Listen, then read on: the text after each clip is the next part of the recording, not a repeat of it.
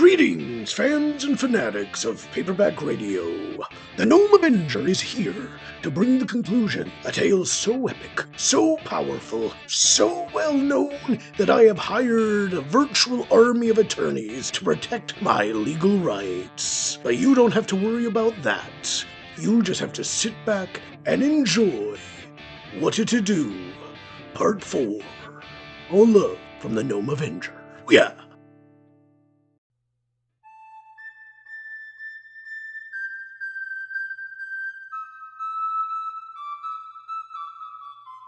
The secret to everlasting happiness lies in the moment you stop telling the story.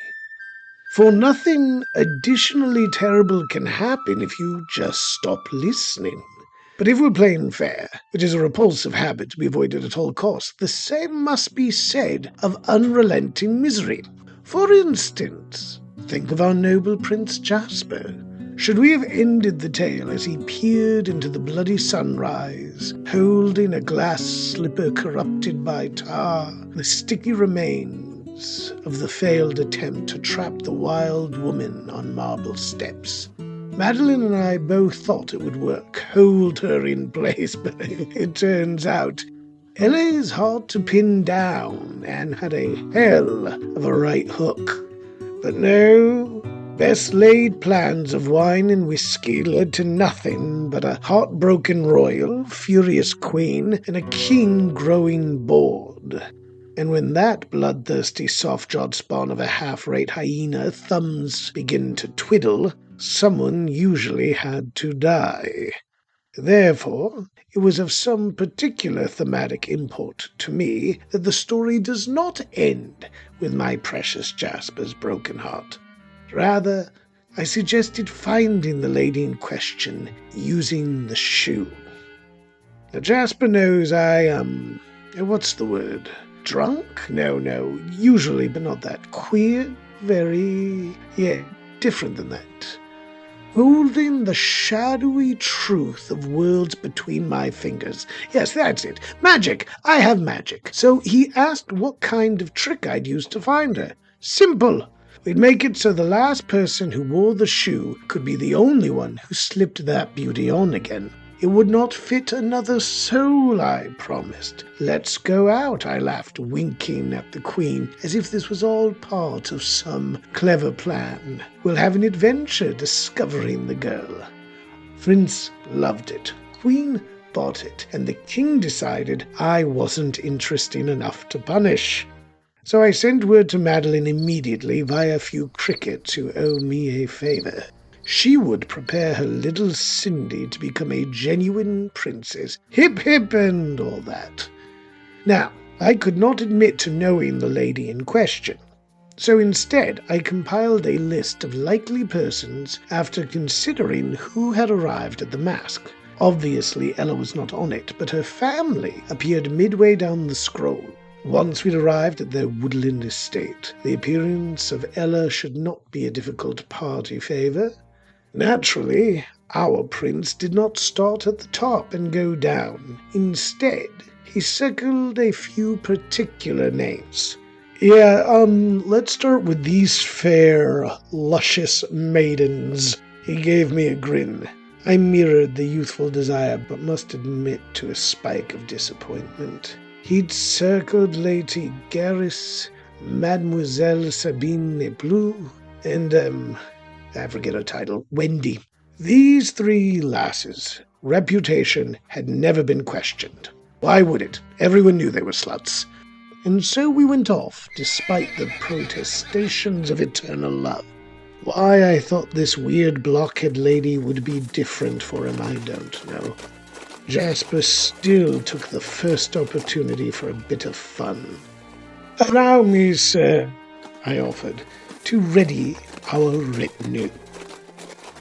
It would not stand for this outing to be anything less than awe-inspiring.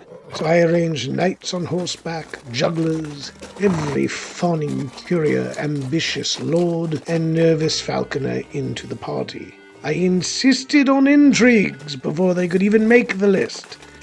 The prince cared for none of this. He simply rode ahead as the path behind grew littered with the bodies of the backstabbed. Not literally, of course. No deaths. Simply folks riding their horses alone, trying to seem mysterious. When we arrived at Blue Villa, a sumptuous feast waited. Decor suited to the court of Salome tempted all earthly sensations. Hardly an aesthetic myself, I might have wasted more time than prudent with a particularly enthusiastic maid. Oh. The very air seemed filled with warmth and spice. To breathe was to need. My own schemes quite forgotten as wine parched my throat and spurned my thirst to ever greater heights. I only got a momentary glance at Mademoiselle Sabine, but with a dancer's grace she cut across the room. With delicate laughter she rang our hearts, and the way she took my prince's hand and placed it not so gently upon her heart. But it was the prince himself who pushed her back. An odd expression had descended upon his features, a double recognition. Not simply of the gaudy attempt to seduce him away, steal his quest so early, but a self-awareness that he himself had begun the process. He chose to visit a pretty little noblewoman because once upon a time, flirtation, temptation, and sex might not have defined love, but frankly he wasn't sure what else there would be once upon a time. But what eternities lie between a recent past and a fortified present? He snapped his fingers, and I appeared next to my friend, holding the slipper. It did not fit, and we continued on our way. Let's skip the others who we know aren't her, he said after some time. I don't really want to waste time. I miss her, Rupert. No one will miss you, you stinking, filthy, ashy, piss-stained little bitch. Now, it should be known that I tend towards a merciful nature, which is why I only wanted to kill the odious prune of a stepmother shouting at my beloved Cindy. Her father stood there motionless. Not out of awkwardness. Poor moron had no choice. That whore, Valerie Miller, finally went too far. When she heard about Ruby Boo's little outing to find the mysterious lady of the shoe, wicked stepmama locked my goddaughter in a closet. When Cindy's father tried to stop her, she stabbed him with a needle. Whatever limited imitation of intelligence once belonged to the woodman, it had fled. He'd stayed petrified ever since. I hate to admit any limitations, for such is not the nature of supreme beings like myself. But the step-whore Valerie, knowing maybe the source of her daughter's good luck had come home, spent time covering the floor with salt, hammering iron into the windows and doors, and spreading seeds across the fields. Certainly I was able to creep inside, but my full magisterial awesomeness remained caught in so many little pits between worlds. Therefore, I watched the stepmother pace back and forth. Maybe you're hoping I'll finally kill. But no, my precious little Cinderella. You'll be kept alive until I've used every last bit of the blessing your decomposing mother left.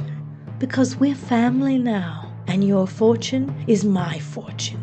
My girls will marry the prince. My girls will be the future, and you'll be thankful for the gruel I remember to send your way. Whatever control this brutal lady once had, it was gone.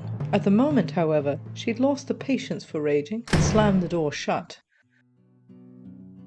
Cindy did not cry. Not until I grew just enough to wrap my arms around her head and hold my little girl. She's insane, my girl whispered to me. She's always been that way. I've never understood why. But me being happy infuriates her. She'd rather me weep than her daughter's smile. Well, it's not as if we thought she'd get better, but it will be all right. No. My Cindy lowered her voice even more. What I'm saying is she'll do something drastic to them too. They're in danger, I guarantee it. We have to act soon or... Who cares? I helpfully reminded her. Her daughters should die. Poor little Cindy then said something that made me fear she'd already damaged her precious little brain. No one deserves to suffer, godmother. Please. Shimmering between light and shadow, I floated down the stairs. Smoke helped keep me hidden as the flame continued to spread. The fireplace could not contain the mass of burning papers and powders. Lady Valerie Miller had stripped down to her nightgown. Ash covered every inch of her skin, and she sputtered and screamed into the growing inferno. Her daughters sat as far away as they clearly dared, holding on to each other. "Eldest," she hissed, and the poor creature stood without hesitation. "On the table." Cindy's stepmother pointed, and no steps were required. The child flew into the air before being sucked down onto the table, the only unbroken piece of furniture left. "Listen to Mother. I've sacrificed everything so you can have what I deserve. Don't you dare cry." I did not see the knife appear in the stepmother's hand, but even if I had, what happened next took me too off guard. There was nothing I could do. This kindly mother removed her eldest child's heel with a single chop, and the toes with another. But at least now I understood the plan. My lord, please take your time. Take all necessary repairs. No rush. We wouldn't want to embarrass His Royal Highness before meeting the mysterious love, and it'll give me time to consult the spirits. Oh, good. I needed this. Let's see what advice you have after a few rounds. Rupert! There you are. Now the parade has slowed but not stopped. What are we doing? The stepmother. She's crazy. Ah, the witch attempts to prevent the happy nuptials.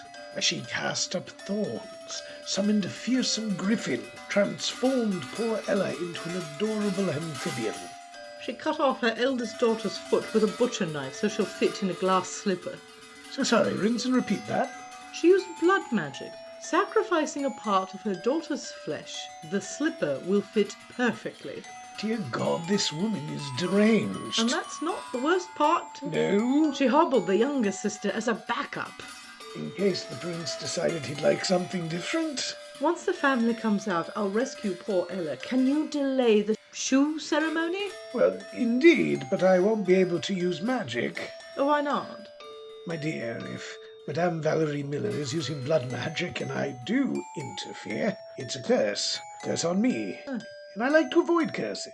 Fairies might be immune to such mortal concern, but my own life means a great deal to me, and frankly, the entire economy of Vice depends on my continued business. How fares the prince? Interesting. I saw him turn away from temptation for the very first time. Of course, he's met Cindy. What else can be done? And she's gone. My work begins and our adventure hopefully comes to a happily ever end. Madame Miller does seem to be on the brink of pyromania.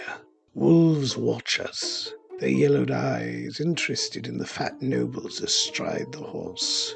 But either because of their cunning, or rather full bellies, they simply observe. I grip the box, holding the glass slipper, my thoughts racing. I'll not have the power to undo her spells, but there is more than one kind of magic. And fortunately, fake blood is easy to manufacture on the march. I slow my pace to the back as my prince broods ahead.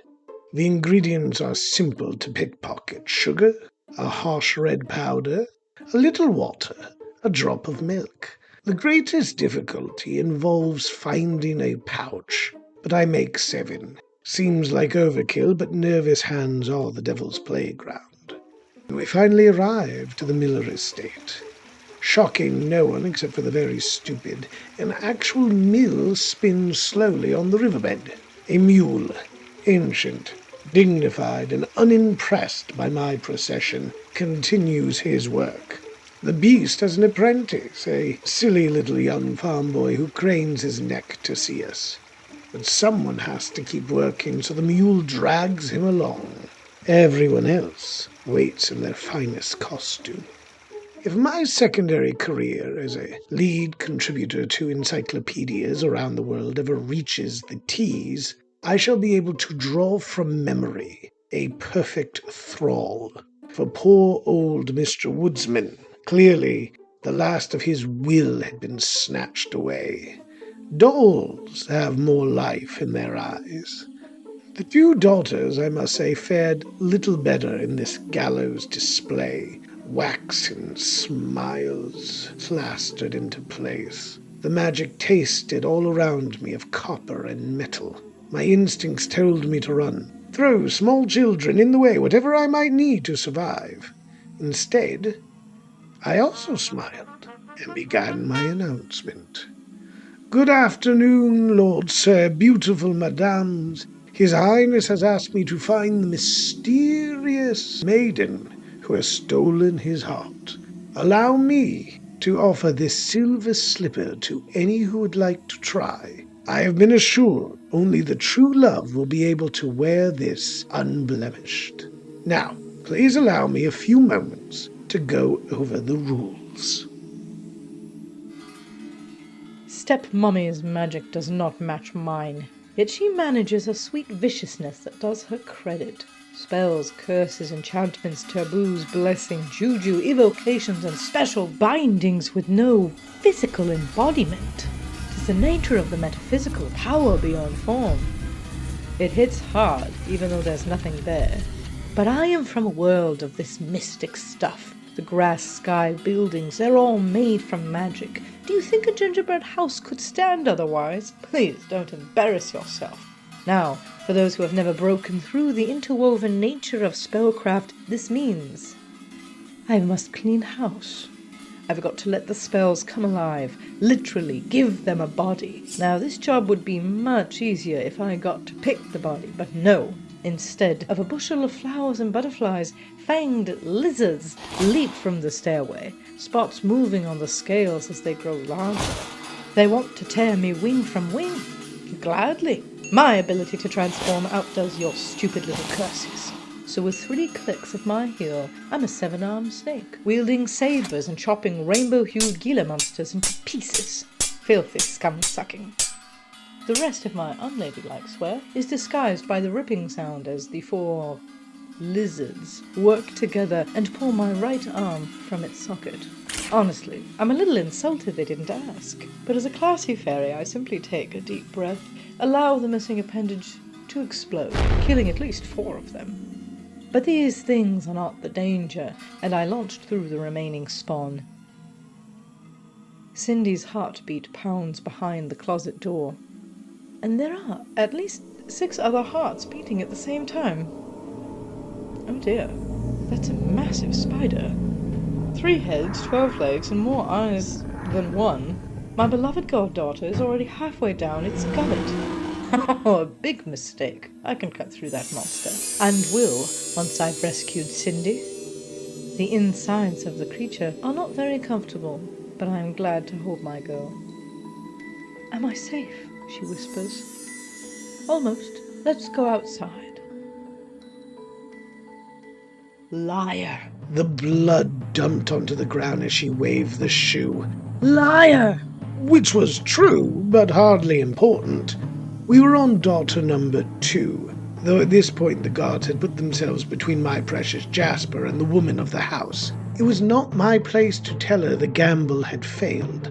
I'd snuck the blood in packets under their heel as I slipped the shoe in place. It's an old trick. I only made it seem as if the illusion fueled by the suffering and blood of her own children had been broken. I didn't really mess with anything. But right now, I confess, wasn't a time for boasting. But stay calm. One must stay calm, even as her dress caught fire. I guess that it came from hell, considering the wailing of lost souls and the slight ambiance of sulfur. Prince, my girls were made for you. They're perfect. Worship them. Worship them!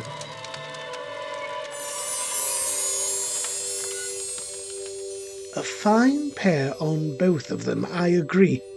But the shoe rejected them. Don't blame us. Here, take the slipper. Just don't hurt us. No! My lovely moronic Jasper called. We need that to find my love. Can I try? Suddenly it occurred to me I'd never actually heard the voice of precious Ella.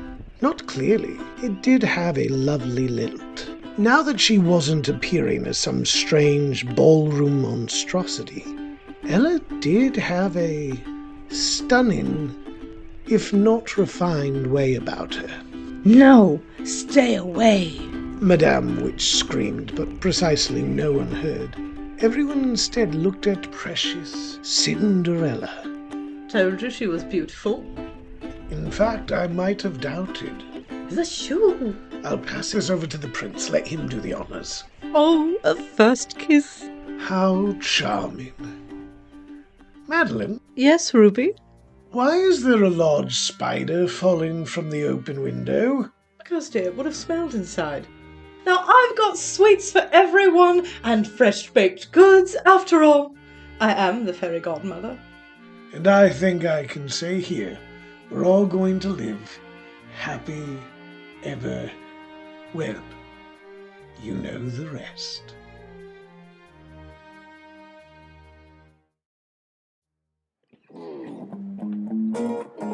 Hiya, I'm LJ. And I'm Lane McLeod Jackson. You're a troll. What? I thought it was funny. We're here to let you know you can also find us on Substack under... Paperback Productions. Yep, this podcast and other goodies will be delivered right to your inbox if you subscribe. So please support us. Emotionally. Financially. Dramatically. See, I can be funny too. Try to be professional, okay, babe? Thank you all for your support.